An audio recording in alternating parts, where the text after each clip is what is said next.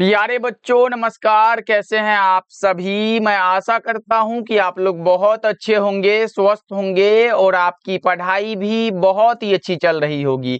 तो बच्चों आज का ये क्लास आपके लिए बहुत ज़्यादा इम्पोर्टेंट है, क्योंकि आज के क्लास में हम लेके आए हैं आपके लिए 12th क्लास के बायोलॉजी का पूरे 50 मोस्ट इम्पोर्टेंट ऑब्जेक्टिव क्वेश्चन। और बच्चों ये सारे प्रश्न आपके बोर्ड एग्जाम के लिए बहुत ज़्यादा इम्पोर्टेंट है, तो आज के क्लास को बिल्कुल ध्यान से देखिएगा। और ये सारे प्रश्न कहीं ना कहीं आपके बोर्ड एग्जाम में पूछे जा चुके हैं, यानी कि आप कह सकते हो ये प्रीवियस ईयर क्वेश्चन है। बच्चों देखो, पहला नंबर सवाल आपके सामने है, तो सभी साथी आंसर को चैट सेक्शन में लगाते चलिएगा।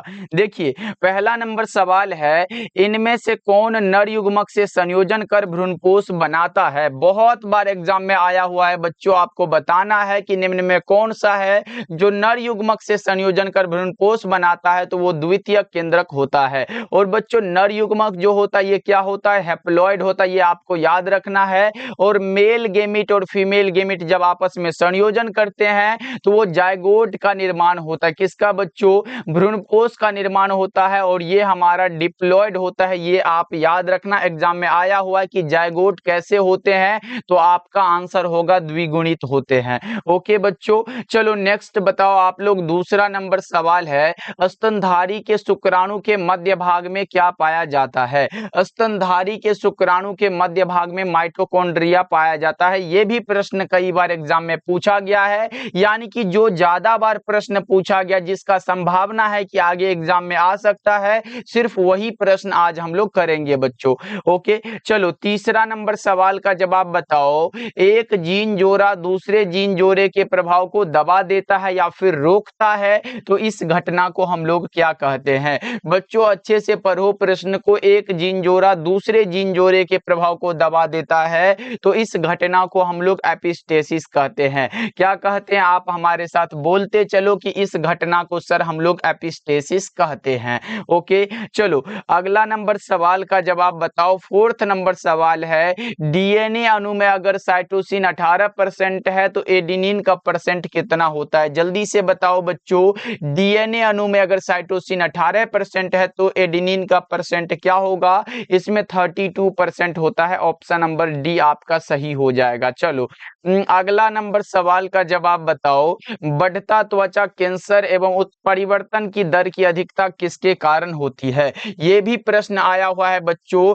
बताओ बढ़ता त्वचा कैंसर एवं उत्परिवर्तन दर की अधिकता किसके कारण होती है, तो यह होती है ओजोन परत में कमी के कारण। ऑप्शन बी हो जाएगा। तो इसी बात पे एक प्रश्न ये बताओ कि ओजोन दिवस कब मनाते हैं। एग्जाम में पूछा जा सकता है, इंपॉर्टेंट है बच्चों। ओजोन दिवस कब मनाते हैं, जल्दी से आप बता के चलोगे। सर ये हम लोग 16 सितंबर को मनाते हैं। ओजोन दिवस कब बच्चों, 16 सितंबर को मनाते हैं। मोस्ट इंपॉर्टेंट है, इसको ध्यान में रखिएगा। हमारे साथ बोल लो, ओजोन दिवस 16 सितंबर को मनाते हैं। ओके चलो, जितने भी दिवस है इसी क्लास में हम लोग कुछ कवर करने की कोशिश करेंगे, जो आएगा बताते चलेंगे। देखो विडाल परीक्षण किसकी पुष्टि के लिए किया जाता है। विडाल परीक्षण बच्चों जल्दी से बता दो, विडाल परीक्षण किसकी पुष्टि के लिए किया जाता है। टाइफाइड के लिए होता है। किसकी पुष्टि के लिए बच्चों, टाइफाइड की पुष्टि के लिए। यानी कि 6 नंबर सवाल का जवाब आपका बी करेक्ट हो जाएगा। ओके चलो 7 नंबर सवाल का जवाब बताएंगे सभी बच्चे की ट्रांसफर आरएनए में पाए जाने वाले, यानी कि बच्चों टीआरएनए जैसे लिखा रहता है, ट्रांसफर आरएनए में पाए जाने वाले 3 क्षारकों का क्रम जो संदेशवाहक आरएनए कोडोन से बंधता है, वो क्या कहलाता है। सर वो एंटीकोडोन कहलाता है। क्या कहलाता है, एंटीकोडोन कहलाता है। यानी कि 7 नंबर सवाल का जवाब आपका सी हो जाएगा। और ये क्लास हिंदी और इंग्लिश दोनों मीडियम वालों बच्चों के लिए है, तो सभी बच्चे आंसर को लगाते चलिए। आंसर लगाने से आपको याद हो जाता है प्रश्न। देखो बताओ जल्दी से, पूछा जा रहा है सहलग्नता समूह की संख्या उस कोशिका के लिए क्या होगी जिसमें 2n = 14 है। तो बताओ जल्दी से इसमें क्या होता है, n करना पड़ेगा तो n बराबर क्या होगा 7 हो जाएगा। यही वाला बात, और बच्चों देख रहे हो जोड़ घटाव वाला बात आपसे पूछा जा रहा है। इंटर में उतना भारी नहीं है, बस आप अच्छे से ध्यान से पढ़ोगे तो सिलेबस भी खत्म होगा और एग्जाम का टेंशन भी ना पड़ेगा। बस आप लोग तैयारी करते चलो। 9 नंबर सवाल का जवाब बताओ। वुचरेरिया बैंक्रॉफ्टी में जो आदमी में फाइलेरिया रोग पैदा करता है ये किस समूह का होता है? जल्दी से बताओ। ये भी आसान सा प्रश्न है और इसमें भी आप गलत नहीं करोगे। कौन सा हो जाता है? हेलमिंथ ग्रुप का होता है। वुचरेरिया बैंक्रॉफ्टी बच्चों हेलमिंथ ग्रुप का है, ऑप्शन डी करेक्ट हो जाएगा। चलो 10 नंबर सवाल का जवाब बताओ। ये भी प्रश्न आप बता पाओगे। अत्यधिक अल्कोहल लेने से शरीर का कौन सा अंग सबसे ज्यादा प्रभावित होता है? सबसे ज्यादा प्रभावित होने वाले अंग जो होते हैं वो यकृत हैं बच्चों, जिसे कभी कभी ऐसे हिंदी इंग्लिश में लीवर लिख देता है, तो ये बात भी आप याद रख के चलते हो। ओके चलो 11 नंबर सवाल का जवाब बताओ।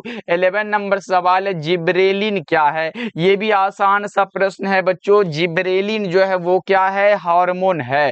जिब्रेलिन क्या है? एक प्रकार का हार्मोन है, ये आपको याद रखना है, एग्जाम में आ सकता है। चलो नेक्स्ट बताओ आप लोग। 12 नंबर सवाल है साधारण ठंड लग जाना किसके कारण होता है? बच्चों कभी कभी ऐसा हुआ है ना कि बुखार उतना ज्यादा आ जाता है कि ये फिर थोड़ा देर में सही हो जाए वो अलग बात है, लेकिन साधारण सा जो ठंड लग जाता है जिसमें धूप में बैठना ये पसंद करते हो, तो ये सब किसके कारण होता है? तो ये जो होता है ये किसके कारण है सर? ये राइनो विषाणु के कारण होता है। किसके कारण बच्चों? राइनो विषाणु के कारण है।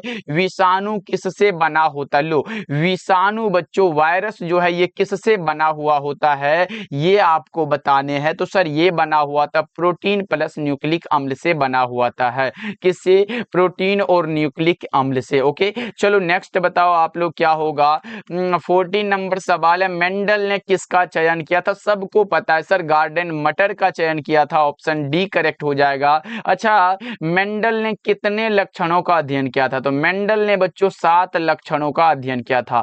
मेंडल ने कितने लक्षणों का? 7 लक्षणों का अध्ययन किया था। और मेंडल साहब को क्या कहते हैं पता है क्या? आनुवांशिकता का जनक। क्या बच्चों याद रहे? आनुवांशिकता के जनक कौन है बच्चों? याद रहे आनुवांशिकता के जनक कौन माने जाते हैं? वे हैं मेंडल, ग्रेगर जॉन मेंडल साहब आनुवांशिकता के जनक माने जाते हैं। ये बात आप याद रखिएगा। चलो अगला बता दो। 15 नंबर सवाल है निम्न में कौन एक लिंगी है? यहाँ पे एक लिंगी है बच्चों जिसमें मेल रिप्रोडक्टिव सिस्टम और ये फीमेल अलग अलग होते हैं, तो उसमें हमारा क्या होता है? वो हमारा हो जाता है एक लिंगी। तो पपीता ही हमारा करेक्ट आंसर है, और सरसों और गुड़हल ये द्विलिंगी है। चलो नेक्स्ट बताओ आप लोग विश्व पर्यावरण दिवस कब मनाया जाता है? विश्व पर्यावरण दिवस एग्जाम में आया हुआ है, आता है कि विश्व बच्चों कौन सा दिवस आता है? एड्स दिवस आता है। विश्व एड्स दिवस आ जाता है, तो आपको बताना तो पड़ेगा ना बच्चों। ओजोन दिवस आ जाता है। क्या आता है? ओजोन दिवस आता है। उसके अलावा जनसंख्या दिवस आता है बच्चों। कौन सा? जनसंख्या दिवस भी आ जाता है। तो बताओ जल्दी से कौन कौन सा होता है? फटाफट से आप हमें कमेंट सेक्शन में बताते चलोगे तो और भी मजा आता चलेगा। आप जल्दी जल्दी से बताते चलना। ओके चलो बहुत सारे बच्चे लगाएंगे आंसर, क्योंकि ये प्रश्न आता है बच्चों एग्जाम में, तो आपको बताना पड़ेगा कौन सा हो जाएगा। तो ये हमारा हो जाता है 1 दिसंबर होता है। क्या होता है? 1 दिसंबर को। ये 16 सितंबर को होता है बच्चों। और ये क्या होता है? 11 जुलाई होता है। क्या ये आप कमेंट करके बताओ। विश्व जनसंख्या दिवस मनाते हो ना, तो ये आप लोग कमेंट करके बताओ कौन सा दिवस होता है। और एक और होता है विश्व दुग्ध दिवस होता है। कौन सा बच्चों? विश्व दुग्ध दिवस जो होता है ये कब मनाते हैं? ये भी आया है एग्जाम में, बताओ विश्व दुग्ध दिवस जो मनाते हैं ये कब मनाते हैं सर? 1 जून को मनाते हैं। कब मनाते हैं? 1 जून को मनाते हैं। और विश्व पर्यावरण दिवस 5 जून को मनाते हैं। विश्व पर्यावरण दिवस बच्चों 5 जून को मनाते हैं। जनसंख्या दिवस आप कमेंट करके बताओ। चलो आगे बढ़ते हैं। निम्न में से कॉपर टी किसको रोकता है? कॉपर टी रोकता है फर्टिलाइजेशन को। कॉपर टी किसे रोकता है? निषेचन को रोकता है। कॉपर टी बच्चों निषेचन को रोकता है। नर तथा मादा युग्मक के संलयन को हम लोग निषेचन कहते हैं, ये तो आपको पता होगा। चलो 18 नंबर सवाल का जवाब बताओ। वायु परागित पुष्प सामान्यतः कैसे होते हैं? छोटे और रंगहीन होते हैं, यानी कि बी वाला ऑप्शन और सी वाला, बी और सी दोनों सही है। ऑप्शन नंबर डी आपका बिल्कुल करेक्ट हो जाएगा। कौन सा बच्चों? ऑप्शन नंबर डी आपका बिल्कुल करेक्ट हो जाएगा, ये भी बात आप याद रखना। चलो आगे बढ़ते हैं। 19 नंबर सवाल है, बी डीएनए के एक पूर्ण घुमाव में नाइट्रोजनस बेस के कितने पेयर्स होते हैं? बी डीएनए है, इसके अलावा जेड डीएनए में भी पूछ लेता है। क्या पूछता है सर? यहाँ पे आप लिख लो जेड डीएनए में भी ये हमारा पूछा गया है। तो बताओ जल्दी से, बी डीएनए के एक पूर्ण घुमाव में नाइट्रोजनस बेस के कितने पेयर्स होते हैं? तो वो हमारा हो जाता है 10 पेयर्स होते हैं, जबकि जेड डीएनए में 12 होते हैं। बच्चों ये याद रहे, यहाँ बी डीएनए है या फिर जेड डीएनए। बी डीएनए हो 10 लगाना, अगर जेड डीएनए पूछे तो 12 लगा के आना। चलो आगे बढ़ते हैं। कल्याण सोना किसका किस्म है बच्चों? कल्याण सोना गेहूं की एक प्रोन्नत किस्म है। कल्याण सोना गेहूं की एक प्रोन्नत किस्म है। ऑप्शन ए करेक्ट है। चलो आगे बढ़ते हैं। जब युग्मक संलयन जीव शरीर के बाहर होता है, देखो अगर बाहर हो रहा है तो वो बाह्य निषेचन होता है। क्या होता है? External fertilisation. इस एग्जाम्पल की बात करें तो मेढक क्या हो गया बच्चों? मेढक में क्या होता है? बाह्य निषेचन होता है। क्या होता है? बाह्य निषेचन होता है। इसी प्रकार से अगर आंतरिक निषेचन की बात करें तो मनुष्य हो गया। आंतरिक निषेचन बच्चों मनुष्य हो गया, गाय हो गया, भैंस हो गया, इसमें आंतरिक निषेचन होता है। ओके, तो इसमें क्या होता है? बाह्य निषेचन होता है। चलो आगे बढ़ते हैं। 22 नंबर सवाल है, जिन परिपक्व बीजों में भ्रूणपोष रहता है, जिन परिपक्व बीजों में भ्रूणपोष रहता है उन्हें हम लोग एंडोस्पर्मिक कहते हैं। क्या कहते हैं बच्चों? एंडोस्पर्मिक कह देते हैं। शुक्राणु के मध्य भाग में क्या पाया जाता है? शुक्राणु के मध्य भाग में क्या रहता है बच्चों? ये भी तो अनसैसल माइटोकॉन्ड्रिया हो जाएगा। क्या होगा? माइटोकॉन्ड्रिया। प्रश्न इंपॉर्टेंट है, आपको याद रखना। कुछ इंपॉर्टेंट दिवस जो लास्ट में हम आपको बता देंगे जहां से एग्जाम में प्रश्न आता है। ओके, भारत में परिवार नियोजन कार्यक्रम कब आरंभ हुआ था?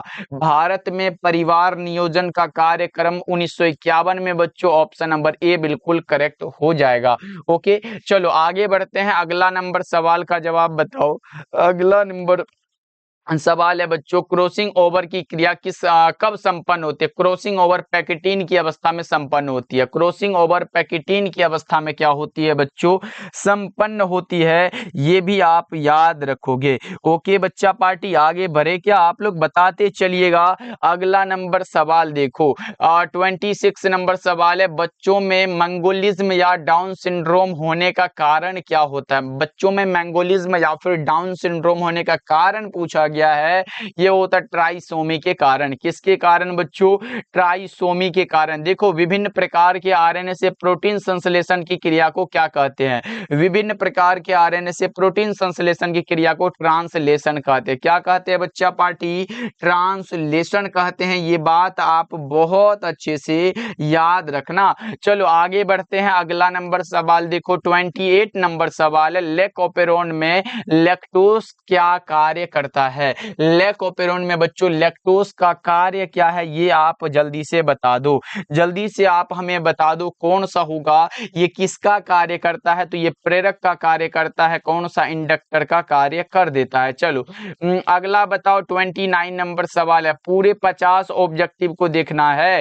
प्रोटीन संश्लेषण में एमिनो अम्ल को सक्रिय करने में किसकी आवश्यकता होती है बच्चों? एटीपी को। एटीपी का होता है। और एटीपी को क्या कहते कहते हैं बच्चों, ऊर्जा मुद्रा के रूप में जानते हैं, ये भी आप याद रखना। ओके, चलो आगे बढ़ते हैं। ऊर्जा की आवश्यकता होती है और आपको ये तो पता है कि ऊर्जा क्या कहते हैं, ऊर्जा का सिक्का इन्हें ही कहते हैं, एटीपी को। चलो आगे बढ़ते हैं। 30 नंबर सवाल देखो, घोड़े का सबसे पुरातन पूर्वज कौन सा है? सबसे पुरातन पूर्वज का नाम ईओ हिप्पस है। क्या है साथी? ईओ हिप्पस। 30 नंबर सवाल का जवाब आपका ए हो जाएगा। चलो अगला बताओ, 31 नंबर सवाल है, पक्षियों एवं कीटों के पंख कैसे होते हैं? पक्षियों एवं कीटों के जो पंख होते हैं ना, वो असमजात अंग है। पक्षियों एवं कीटों के पंख बच्चों असमजात अंग होते हैं। ऑप्शन नंबर बी आपका सही हो जाएगा। चलो नेक्स्ट नंबर, और बच्चा पार्टी, सबसे पहले आप लोग एक बार क्लास को लाइक कर दीजिएगा, जिससे पढ़ाने में और भी मजा आ जाए। और इसके लिए मैं बोलता नहीं हूँ ज्यादा, तो आप लोग कर दिया करो। जो भूल जाते हो आप लोग क्लास को लाइक करने के लिए, तो सभी बच्चे एक बार क्लास को लाइक कर लो, फिर उसके बाद हम आगे बढ़ते हैं। और प्रश्न तो टॉप सा है। चलो नेक्स्ट बताओ आप लोग क्या होगा। 32 नंबर सवाल है, बायोफोम में इस किसका इस्तेमाल होता है? यहाँ पे देखो, बायोफोम का इस्तेमाल किस बीमारी में किया जाता है? बायोफोम है बच्चों, इसका इस्तेमाल यूज जो होता है वो किस बीमारी में किया जाता है, ये पूछा गया। तो सर ये अमीबिया पैचिस में होता है। ऑप्शन नंबर सी करेक्ट हो जाएगा। चलो हाँ, आगे बढ़ते हैं। रेबीज का टीका किसने प्रचलित किया था? ये भी प्रश्न इंपॉर्टेंट है बच्चों। बताओ रेबीज का टीका किसने प्रचलित किया था? तो आप बता के क्या चलोगे? आप बता के चलोगे सर लुई पास्चर साहब ने किया था। किसने? पास्चर साहब ने। अच्छा, कब किया था ये पता है क्या? कब किया था? ये किया था 1885 में किया था। चलो नेक्स्ट बताओ आप लोग क्या होगा। नेक्स्ट बच्चों बताओ, हिस्टामिन किससे संबंधित है? हिस्टामिन किससे संबंधित है? एलर्जी से संबंधित है। हिस्टामिन एलर्जी से संबंधित है। चलो अगला बताओ, टी लिम्फोसाइट कहाँ उत्पन्न होता है? टी लिम्फोसाइट है यहाँ पे, टी लिम्फोसाइट अस्थि मज्जा में उत्पन्न होता है। इसी जगह अगर बी लिम्फोसाइट भी हो तो ये भी अस्थि मज्जा में ही उत्पन्न होता है। ये भी प्रश्न आप याद रख लो, बी रहे या फिर टी रहे। ओके, चलो अगला नंबर सवाल का जवाब बताना सभी बच्चे क्या होगा। अगला प्रश्न देखो आपके सामने ये रहा, बताना है शहद का निर्माण कौन करती है? शहद का निर्माण एक ही छत्ते में देखते हो ना, बहुत सारी मधुमक्खियां ऐसे लटकी हुई होती है, इसी में तीनों मधुमक्खियां है, नर, मादा और कार्यकर्ता, और शहद का निर्माण कार्यकर्ता मधुमक्खी करती है। ऑप्शन नंबर बी आपका सही है। चलो 37 नंबर सवाल है, वीर्य को किसमें हिमकृत किया जाता है बच्चों? बताओ जल्दी से। What is cement frozen? कौन सा होगा? तरल नाइट्रोजन में किया जाता है। वीर्य को हिमकृत तरल नाइट्रोजन में किया जाता है। बताओ भैंस की प्रजाति इनमें से कौन है? निम्न में कौन सी प्रजाति है जो भैंस की है? मेहसाना, सुरती या फिर ए और बी दोनों, या जर्सी? तो जर्सी तो ऐसे गाय की प्रजाति है। जर्सी किन की है बच्चों? गाय की है। तो मेहसाना हो गया और सुरती हो गया, ये दोनों भैंस की प्रजाति है। ए और बी दोनों। ऑप्शन नंबर सी आपका करेक्ट हो जाएगा। चलो 39 नंबर सवाल का जवाब बताओ। ये देखो, पेनिसिलिन एंटीबायोटिक उत्पन्न किया जाता है। पेनिसिलिन एंटीबायोटिक किससे उत्पन्न होता है? ये होता है कवक से। पेनिसिलिन एंटीबायोटिक किससे उत्पन्न होता है? कवक से होता है। आपका सही आंसर ऑप्शन नंबर बी बिल्कुल करेक्ट होगा। पेनिसिलिन एंटीबायोटिक किससे बच्चों? ये कवक से उत्पन्न होता है। चलो पनीर में विशेष प्रकार की सुगंधी किससे आती है? बताओ जल्दी से। ये भी आसान सा प्रश्न है कि पनीर में विशेष प्रकार की सुगंधी आती है, वो किसके कारण होती है, किससे होती है, ये बताओ। तो आप बता के चलोगे सर ये जीवाणु के कारण होती है। किसके कारण? जीवाणु के कारण। ऑप्शन नंबर सी आपका करेक्ट हो जाएगा। चलो बताओ इनमें कौन रेस्ट्रिक्शन एंजाइम नहीं है? यहाँ पे है कि रेस्ट्रिक्शन एंजाइम जो नहीं है वो पैक्टिनेज है। क्या है? पैक्टिनेज। 41 का आपका डी ऑप्शन करेक्ट हो जाएगा। चलो अगला बता दो क्या होगा। कवक को किस एंजाइम से संसाधित किया जाता है? कवक को पूछा गया है, कवक को किस एंजाइम से संसाधित किया जाता है? वो काइटिनेज के द्वारा किया जाता है। और हाँ बच्चों, जितने बच्चे हमारे द्वारा तैयार फिजिक्स, केमिस्ट्री और बायोलॉजी के इंपॉर्टेंट क्वेश्चन वाला नोट्स लेना चाहते हो तो वो जरूर लीजिएगा, क्योंकि उसमें मानो एक सब्जेक्ट में, चाहे वो फिजिक्स हो, केमिस्ट्री हो, बायोलॉजी हो, इसमें आपको एक सब्जेक्ट में 50 से 60 सब्जेक्टिव दिया जाएगा और 300 ऑब्जेक्टिव दिया जाएगा, और अगर आप उसे पढ़ लेते हो तो एग्जाम में उसके बाहर नहीं आता है। तो जितने बच्चे छूट गए हो लेने के लिए तो आप कॉल कर लीजिएगा। इसका चार्ज आपका 299 है, कॉल कर लीजिएगा या फिर मैसेज करिएगा 7070 82 16 85 नंबर पे कि सर हमें 299 वाला नोट्स लेना है, जिसमें कि फिजिक्स, केमिस्ट्री और बायोलॉजी तीनों हो जाएगा, साथ में हिंदी बिल्कुल फ्री मिल जाएगा आपको। ओके, तो इस नंबर पे आप मैसेज करिएगा और उस नोट्स को अच्छे से एग्जाम तक पढ़ लेते हो तो उसके बाद फिजिक्स, केमिस्ट्री और बायोलॉजी में टेंशन खत्म। बस आपको क्या करना, हिंदी इंग्लिश, हिंदी तो उसी में मिल ही जाएगा फ्री वाला में, बस आप इंग्लिश का अलग से तैयारी कर लेना, फिजिक्स, केमिस्ट्री, बायो उसी से हो जाएगा कवर। चलो बताओ, एगारोज निम्नलिखित में किससे निकाला जाता है? एगारोज जिससे प्राप्त करते हैं वो समुद्री घास है। एगारोज किससे निकाला जाता है? समुद्री घास से निकाला जाता है। ऑप्शन नंबर ए आपका सही हो जाएगा। चलो, जैव व्यवस्था में सबसे सुस्पष्ट इकाई को क्या कहते हैं? सबसे सुस्पष्ट इकाई जिसे हम लोग क्या कहते हैं? कोशिका कहते हैं। क्या कहते हैं? कोशिका कहते हैं। अच्छा बताओ तो कोशिका की खोज किसने की थी? कोशिका की खोज बताओ तो जल्दी से। सर ये किया था रॉबर्ट हुक ने। किसने किया था? रॉबर्ट हुक साहब ने किया था, ये आप याद रखना। एक बार पूछा था, ये मृत कोशिका की खोज इन्होंने की थी। मृत कोशिका हो या फिर सिर्फ कोशिका हो तो आप रॉबर्ट हुक लगाना, लेकिन इसी प्रकार से अगर जीवित कोशिका हो बच्चों तब क्या लगाओगे? जीवित कोशिका में आप लगा के चलोगे ल्यूवेनहॉक साहब ने इसे खोजा था। ल्यूवेनहॉक, ये बात आप याद रखिएगा। चलो नेक्स्ट बताओ आप लोग, 45 नंबर सवाल है, किसी आबादी का स्वरूप किस पर निर्भर करता है? किसी भी आबादी का जो स्वरूप निर्भर करता है वो वितरण पर, घनत्व पर, जातीय रचना पर, all of these. Correct answer option D हो जाएगा, ये सभी पर निर्भर करता है। ओके, चलो आगे बढ़ते हैं। 46 का बताओ जल्दी से, किन कारणों से आबादी सदा परिवर्तनशील होता है? आबादी सदा परिवर्तनशील है ये सबको पता है, लेकिन किन कारणों से ये बताओ आप लोग जल्दी से। तो ये भौतिक और जैविक दोनों कारणों से। ऑप्शन नंबर सी आपका बिल्कुल सही हो जाएगा। चलो नेक्स्ट बताओ, 47 नंबर सवाल है, इनमें कौन प्रथम श्रेणी के उपभोक्ता हैं? निम्न में कौन से हैं जो प्रथम श्रेणी के बच्चों उपभोक्ता हैं? आपको बताना है, तो वो हो जाता है गाय। ऑप्शन नंबर कौन सा होगा? ऑप्शन सी हो जाएगा। और बच्चों अब जो है हम एक और क्लास स्टार्ट करने वाले हैं, जो कि आपको सुबह में एक मिलेगा, उसमें सिर्फ टॉपिक वाइज कवर रहेगा। जैसे कि कोई भी टॉपिक का जितना भी ऑब्जेक्टिव बन सकता है, जैसे विटामिन से ही ले लो तो विटामिन से जितने भी प्रश्न एग्जाम में आ सकते हैं, जिस भी तरह से आ सकते हैं, वो भी आपको यहाँ पे क्लास दिया जाएगा डेली। तो वो सुबह का टाइम निर्धारित कर दिया जाएगा, आप लोग वहां से भी जुड़ सकते हो। ओके, चलो आगे बढ़ते हैं। अगला नंबर सवाल देखो, संख्या के आधार पर एक फल वाले वृक्ष का पिरामिड कैसा होता है? संख्या के आधार पर एक फल वाले वृक्ष का पिरामिड कैसा होगा? तो आपको सबको पता रखना है कि कैसा होता है, उल्टा होता है। अच्छा ये बताओ तो ऊर्जा का पिरामिड कैसा होता है? क्या बच्चों, ऊर्जा का पिरामिड कैसा होता है?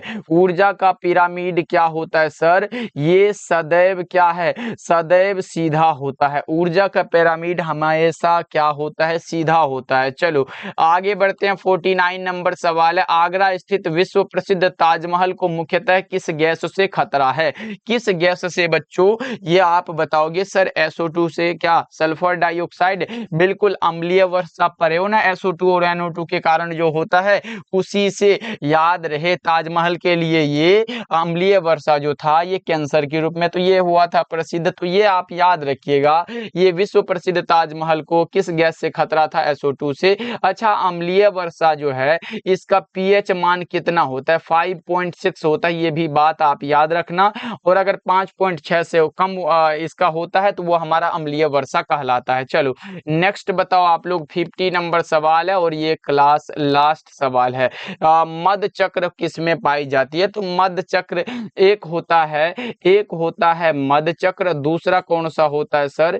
ये दूसरा होता है ऋतुस्राव चक्र। ऋतुस्राव चक्र, मध चक्र जैसे गाय हो गया, भैंस हो गया, उसके बाद क्या हो गया, बकरी भी ले लो, उसके बाद मतलब ये सब आप ले सकते हो आप, और भी शेर बाघ कुछ भी ले सकते हो। और ऋतुस्राव चक्र जिसे आप क्या कहते हो, मेंस्ट्रुअल साइकिल, ये सिर्फ मनुष्य में होता है।